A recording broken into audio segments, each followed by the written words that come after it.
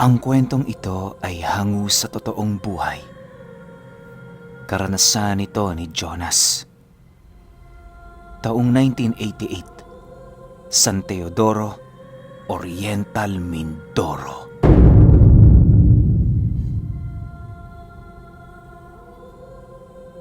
Itong mga panahong ito, kasalukuyang naghihirap ang pamilya ni Jonas.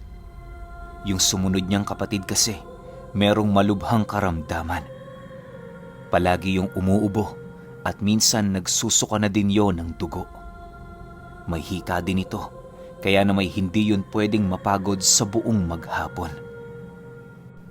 Marami na ding ginawang paraan ng kanyang ama upang matulungan ang kapatid niyang yon, subalit ni isa sa kanilang mga nilapitan, walang nakatulong.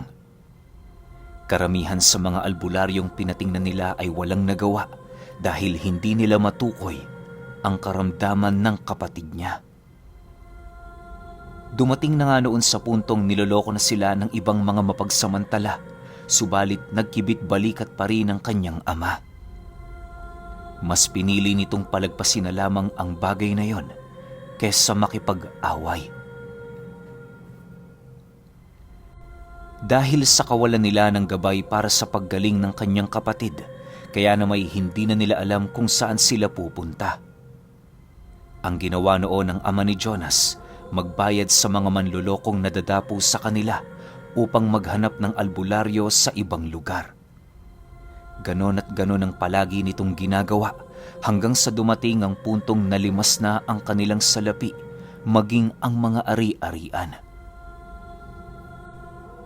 Sa loob ng ilang buwang naghihirap sila, isa lang ang naisip noon ni Jonas at yon ay ang makipagsapalaran sa gubat, kung saan niya narinig ang isang istorya ng matanda sa kanila ukol sa ermitanyong naninirahan sa lugar na yon.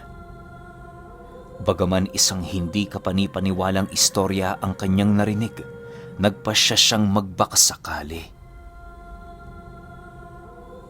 Isang hapon, lingid sa kaalaman ng kanyang mga magulang, kasalukuyan na pala siyang naghahanda para sa kanyang paglalakbay. Mas pinili niyang ilihim ang kanyang plano sa mga ito upang hindi na siya nito magawang mapigilan. Bago pumatak ang 2:00 ng hapon, nagpaalam na nga itong si Jonas. Ang rason niya sa kanyang ama, pupunta siya ng bukid para kumuha ng mga halamang gamot. Dahil sa abala naman ito, kung kaya't hindi nito napansin ang gamit niyang daladala. "Tay, alis na ho ako. Babalik ho ako mamayang hapon. Pakainin niyo na lang ho si Toto. Hindi ko kasi yan naasikaso kanina eh." Paalam ni Jonas. "Sige Jonas, mag-iingat ka ha. Bago mag-6, umuwi ka na." Sagot naman ng kanyang ama. Nang marinig niya ang sinabi nito, agad naman siyang umalis sa kanilang tahanan. Paglabas niya ng bahay, bumungad ang kanyang inang nagwawalis sa kanilang bakuran.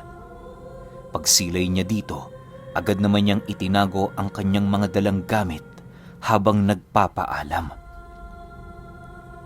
Ilang minuto pa ang lumipas, nakalayo na nga siya sa kanilang tahanan.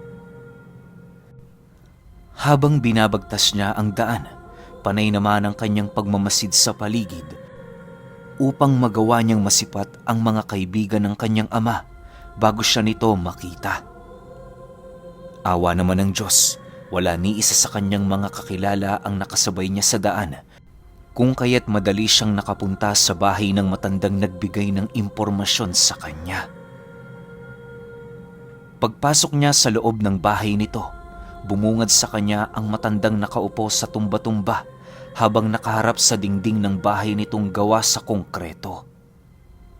Bago pa man siya makalapit dito, bigla naman yung napatayo at napatitig sa kanya.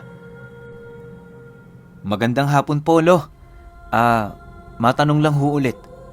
Saan ho nakatira yung ermitanyong ikinuwento ninyo?" Bungad na wika ni Jonas pagkatitigan nila ng matanda.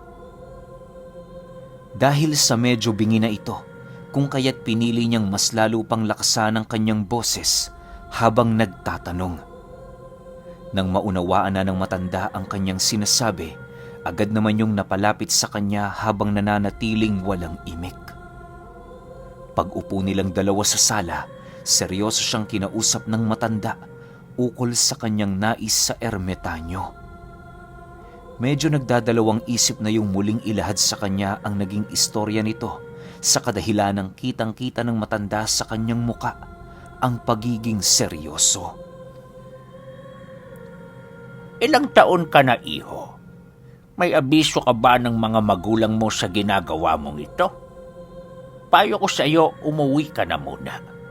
Alam ko namang may sakit ang iyong kapatid, pero hindi niya ikagagaling kung maging ikaw man ay malagay sa alanganin. Wika ng albularyo. Nang marinig ito ni Jonas, sinagot naman niya ang matanda na hindi nito kinakailangang mag-alala para sa kanyang kaligtasan. Alam niya ang kanyang ginagawa at nakahanda siya sa anumang mangyayari.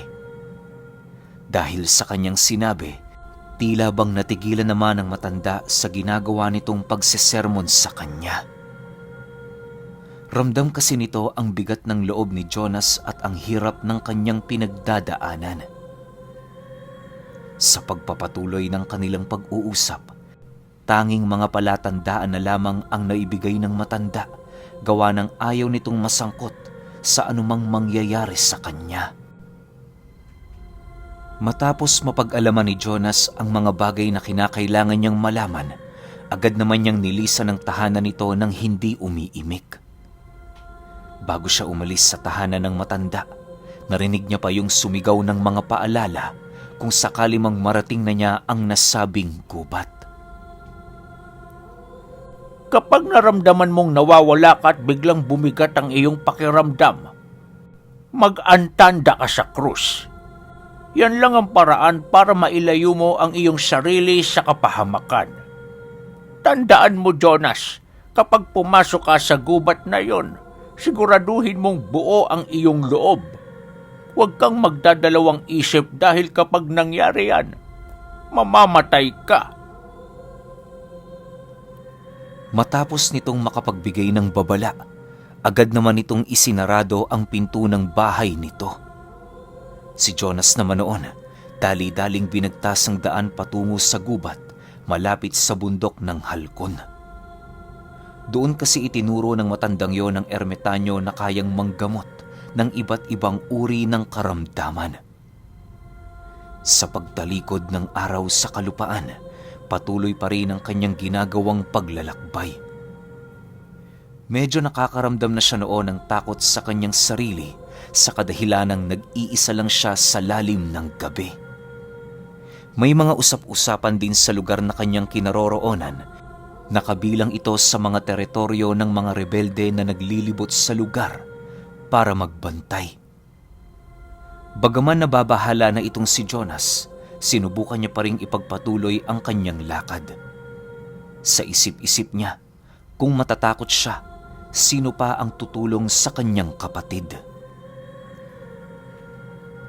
Makalipas pa ang 2 oras, nadapo na nga siya sa masukal na kakahuyan, kung saan doon niya nasilayan ang isang batang may dalang armas na naghihintay sa gilid ng daan. Pagtitigan nilang dalawa, agad naman siya nitong tinawag habang sinisenyasan na lumapit. Dahil sa wala naman doong pakay si Jonas, kung kaya't minabuti niyang lumapit doon para magtanong. Nang ilang dipa na lamang ang layo nila sa bawat isa, seryoso naman siyang tinanong ng bata ng, "Tagasan ka? Bakit ka nandito ng ganitong oras?" Taga dito lang din ako. May pupuntahan kasi ako sa Halcon kaya dito ako dumaan. Pwede bang malaman kung saan ang madaling daan patungong bundok? Mahinahong sagot naman dito ni Jonas. Nang marinig ito ng binatilyo, agad naman itong tinawag ang kanyang mga kasama at kasabay nito ang dahan-dahan nitong pagbaba ng dala nitong baril. Ang ginawa ng lalaking yon paglapit sa kanya, inakbayan siya nito ng bahagya habang nananatiling walang imik.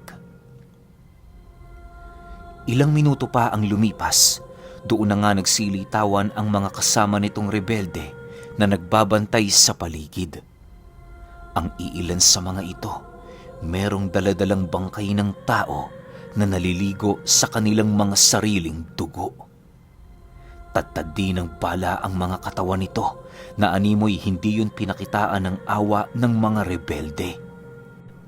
Pagsilay ng isang matandang rebelde sa kanya, agad naman siya nitong nilapitan, hinawakan ang gitna ng kanyang ilong at bibig at sinilip siya nito sa gitna ng mga binti nito. Matapos yung gawin ng matanda, bumulong yon sa kanyang mga kasama na parabang wala itong nakitang kakaiba kay Jonas. Ano ang pangalan mo, bata? Bakit gusto mong pumunta sa halkon? Tanong ng matanda. Ako ho si Jonas. Taga dyan lang. Meron ho akong hinahanap sa halkon. May alam ho ba kayo tungkol sa ermetanyong nakatira doon? Sagot naman niya sa tanong nito.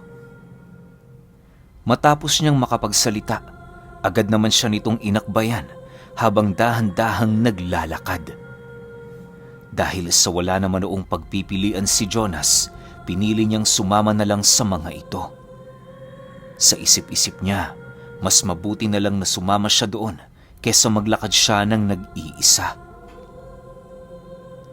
Ilang minuto lang noon ang lumipas, bahagya naman silang natigilan nang makarinig sila ng mga putok ng barel, di kalayuan sa kanilang kinaroroonan. Pagtigil ng mga ito, agad naman nilang ipinagpatuloy ang kanilang paglalakad na parabang walang nangyari. Sa pagdating nila sa kuta ng mga rebelde, tumambad sa kanila ang mga kulungang gawa sa kahoy na kung saan meron doong mga nakaipit na mga taong hubot-hubad. Kung hindi nagkakamali itong si Jonas, mga katutubo yon na naninirahan sa gubat. Dala ng kanyang takot, pinili niyang magmakaawa sa mga ito na huwag siyang ikukulong. Panay na dinoon ang kanyang pag-iyak sa takot na doon na siya mamamatay. Nang marinig ng matandang rebelde ang kanyang pagmamakaawa, bigla naman siya nitong kinaltukan sa ulo, sabay wika ng, Bakit aswang ka ba para ikulong ka namin dyan? Tingnan mo ang mga yan, Jonas. Tao ba yung mga yan?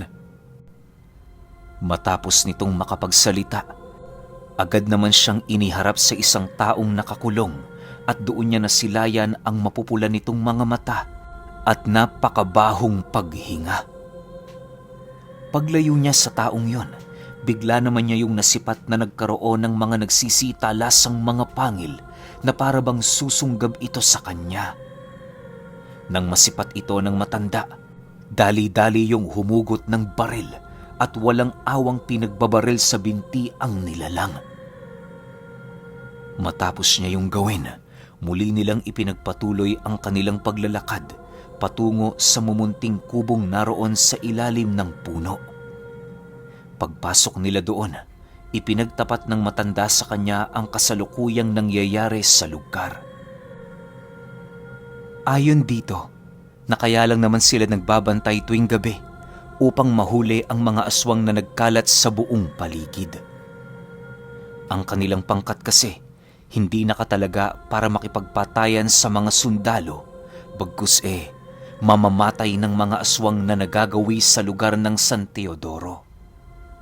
Ang pinuno kasi ng kanilang samahan, tubo sa lugar na yon at ang tanging hangad lamang nito, maprotektahan ang kanyang mga kadugo. Dagdag pa ng matanda na ang bundok na pupuntahan ni Jonas ang pinakapugad ng mga aswang na kanilang pinapatay. Nasisiguro nitong hindi siya doon tatagal ng kahit ilang segundo sa kadahilan ng lahat ng sulok ng bundok na papaligiran ng mga ito. Dahil sa sinabi ng matanda, agad naman doong nagtanong si Jonas ukol sa ermetanyong ikinuwento ng isang matandang naroon sa kanilang baryo. Inilahad niya din sa matanda ang kagustuhan niyang madala yun sa kanilang baryo upang magawa nitong matulungan ang kanyang kapatid na nasa bingit ng kamatayan. Nang marinig naman ito ang kanyang sinabi, hindi na ito nag-alangan sa kanya na ilahad ang mga bagay na kinakailangan niyang malaman. Tama ang sinabi ng pinagkuhanan mo ng impormasyong ito. Totoo, meron doong ermetanyong naninirahan. Ang ermetanyong yon ang kasalukuyang ulo ng aming samahan. Sa katunayan, pupunta rin kami doon bukas. Nais mo bang sumama? Sagot naman ng matanda matapos nitong marinig ang kanyang kwento. Nang marinig ito ni Jonas, walang pagdadalawang isip naman siyang sumang-ayon sa sinabi ng matandang rebelde. Animoy ang lahat ng palaisipan sa kanyang sarili noon ay bigla na lang naglaho dahil sa mga katagang ibinahagi nito. Sa paglalim pa ng gabi, patuloy pa rin ang pag-alingaw-ngaw ng putok ng baril sa buong paligid. May mga naririnig na din siyang sumisigaw noon, indikasyon na merong nagaganap na digmaan di kalayuan sa kanilang kinaroroonan. Nang hindi na nila maatim ang mga bagay na kanilang naririnig, dali-dali naman silang lumabas para pagmasdan ng buong paligid. Pagsilay nila Jonas sa labas ng kubo, bumungad sa kanila ang iilang mga rebeldeng may daladalang bangkay ng mga aswang. May mga kasama din yung mga kabayong napakatitikas na ayon sa matandang rebelde, mga tikbalang yung katuwang nila sa digmaan. Dahil sa bata pa noon si Jonas, kung kaya't hindi niya pag-aanong nauunawaan ang tungkol sa mga nilalang at mga lihim na karunungan. Para sa kanya, hindi na importante ang mga bagay na yon, lalo pat kalaban din niya ang oras. Sa pagpapatuloy ng kanilang paglilibot, doon niya nasipat ang mga taong hubot-hubad na merong mga putol na binti at bisig. Nagpupumiglas pa yon sa pagkakahawak ng mga rebelde pero kahit anong gawin nila, wala silang kakayahan para yon ay malabanan. Makalipas pa ang ilang minuto, medyo humupa na nga ang kaganapan sa buong paligid. Ang lahat ng mga rebeldeng nakipagdigma kasalukuyang nagtipon sa pinuno ng kanilang pangkat upang mailahad ang mga bagay na kanilang naranasan. Lahat ng mga rebeldeng yon ay merong mga medalyon, indikasyon na gumagamit ito ng lakas ng kalikasan sa bawat digmaang kanilang sinusuong. Habang kinakausap ng matanda ang kanyang mga kasama, wala namang ibang ginawa si Jonas kundi ang magmasid. Maya-maya pa, nagsipasok na nga ang mga ito sa kanilang pahingahan upang mapaghandaan ang pagsapit ng umaga. Kinaumagahan, maaga pang naglakbay sila Jonas patungong halkon. Sa kanilang daan, may mangilan-ngilan silang nakakasalubong ng mga sundalo sa lugar, subalit nakapagtatakang hindi sila nito pinapaputukan. Ayon sa matanda, wala siyang dapat ipag-alala, gawa ng walang kaide-ideya ang mga sundalo na mga rebelde sila. Bawat isa kasi sa kanilang miyembro nababalot ng mga sabulag at proteksyon ng mutya ng sinukuan. Isang matibay na depensa upang hindi sila basta-bastang maatake ng mga taong tinuturing silang kalaban. Bago pa man sumapit ang hapon, nasipat na nila Jonas ang bundok ng halkon. Bagaman malayo pa sila sa lugar, itinuro ng lider ng mga rebelde ang lugar na kinaroroonan ng kanilang pinuno. Ayon dito, iisang daan lamang ang kanilang babagtasin patungo roon, subalit punong-puno yon ng mga kalaban. Sa pagpapatuloy ng kanilang paglalakad, kinargahan ng mga ito ang kanilang armas ng mga bala upang maging handa sa mga susunod na pangyayari. Si Jonas naman noon, nananatiling nasa gitna ng pangkat ng mga rebelde upang hindi siya basta-bastang madagit ng mga aswang. Nang marating na nila ang gubat, bumungad sa kanila ang napakatahimik na paligid. Maya-maya pa, doon na sila nakarinig ng mga pagpapagaspas ng mga sanga, indikasyon na merong mga nilalang ang nagmamasid sa kanila. Subalit kahit gano'n na ang nangyayari, ipinagpatuloy pa rin nila ang kanilang paglalakad hanggang sa marating na nila ang kalagitnaan ng gubat. Pagsilay nilang medyo madilim na sa daang kanilang tinatahak, bigla naman sila noong natigilan nang maramdaman nila ang dahan-dahang pagbabago ng simoy ng hangin. Sa isang iglap, bumigat ang pakiramdam ng mga rebelde at kasabay nito ang pagsilitawan ng mga taong merong mahahabang balahibo sa kanilang katawan. Nanlilisik ang mga mata nito at meron yung malapusang pagmumuka. Mahaba din ang kanilang mga bisig at meron silang mga kukong halos maihahalin tulad mo sa kuko ng isang aso. Makalipas lamang ang ilang minuto, nasukol na nga sila ng mga ito. Ang mga kasamang rebelde noon ni Jonas hindi pa rin makatayo ng tuwid, gawa ng meron itong nararamdamang kakaiba sa kanilang mga katawan. Pagsilay niyang dahan-dahan ng lumalapit ang mga nilalang, nagpasya siyang agawin ang baril ng matanda at kasabay nito ang walang habas niya doong pagpapaputok. Dahil sa kanyang ginawa, bigla naman siyang sinunggaba ng aswang na halos maligo na sa sarili nitong dugo. Subalit bago pa man ito makalapit sa kanya, tuluyan na din yung nawala ng buhay dahil sa tindi ng pinsala nitong natamo. Maya-maya pa, medyo bumabalik na dinoon ang lakas ng mga rebelde na siyang naging sanhi upang magawa na nilang makipaglaban sa mga aswang. Nagtagalang digmaang yon ng halos kalahating oras hanggang sa dumating ang puntong naubos na nila ang mga ito. Sa pagbalik ng katahimikan sa paligid, doon nasipat nila Jonas ang dalawa sa mga rebeldeng namatay dahil sa pakikipaglaban. Kahit may nalagas sa pangkat ng mga rebelde, nagpatuloy pa rin ito sa paglalakbay. Hapunan nila noon narating ang gitnang parte ng halkon kung saan tumambad sa kanila ang mas marami pang mga aswang. Ilang metro na lamang noon ang layo ng pinuno ng mga ito, kung kaya't ang ginawa nila, tawagin ng ermetanyong naninirahan doon. Subalit nang makailang ulit na sila sa kanilang pagtawag, bigo pa rin nilang masilayan ang ermetanyo. Pagsilay nilang papasunggab na ang mga aswang, nakarinig sila ng tinig ng isang matanda na pilit itinataboy ang mga nilalang. Sa isang iglap, naglaho ang mga aswang sa paligid at kasabay nito ang paglitaw ng ermetanyong merong mahabang puting buhok at may daladalang tungkod. Paglapit ng mga rebelde sa kanilang pinuno, isa-isa naman sila doong nagbisa bilang pagpapakita ng kanilang paggalang.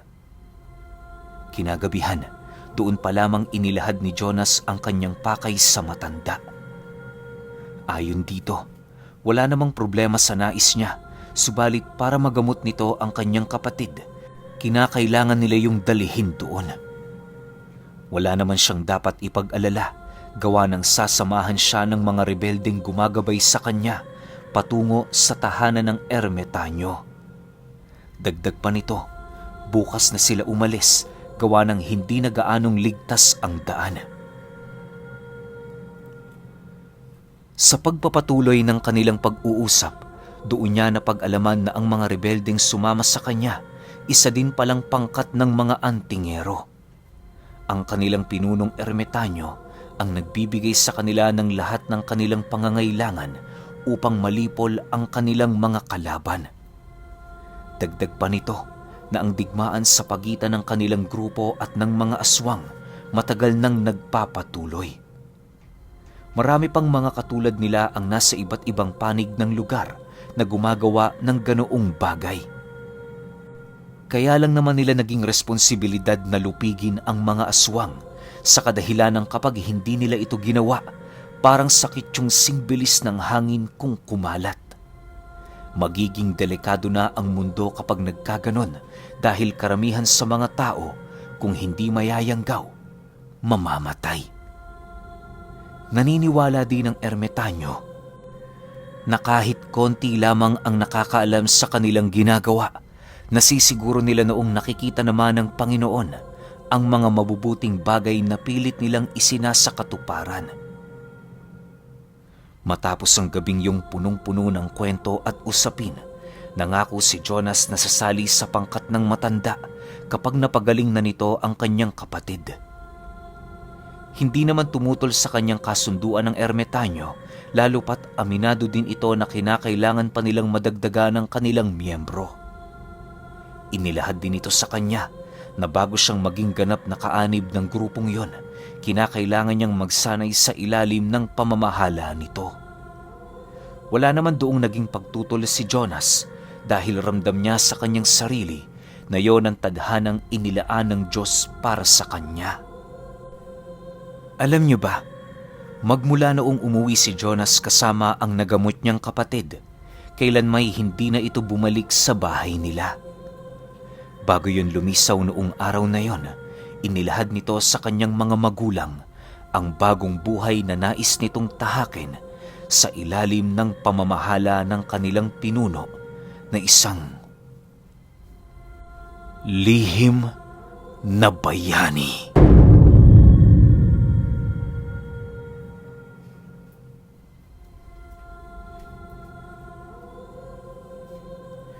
Okay, opinyon ko sa kwento. Matatawag ba o masasabi nating rebelde sila? Kasi parang hindi naman. Unang-una, wala naman silang ginagawa na ikakasira ng bayan nila para mapansin sila ng gobyerno. Kasi pag sinabing rebelde, ito yung mga di ba, yung mga para mga suwail sa lipunan, yung hindi sumusunod sa gobyerno tapos meron silang sariling paniniwala. Ayun lang yun sa pagkakaalam ko kapag binanggit na rebelde. Ito naman sa grupo na ito nila Jonas, parang wala naman ako nakikitang ganun. Bagkus nakakatulong pa nga sila. Kasi 'di ba, palihim nilang ginagawa yung paglupig sa mga aswang, pinapatay nila kasi nga ayaw na nilang kumalat pa yung lahi na yon. So ibig sabihin, sobrang laki na naiaambag ng grupo nito nila Jonas sa mga ordinaryong tao, sa mga bayan na nasasakupan nila o malapit sa kanila, para hindi na kumalat tong mga aswang na to o hindi na makapambiktima pa. So parang hindi sila tama na tawaging mga rebelde. Kasi nga nakakatulong pa 'di ba? Pero kayo, kung may opinyon kayo sa kwentong ito, i-comment nyo lang sa baba. Yun lang. Hanggang sa susunod na kwento. Salamat.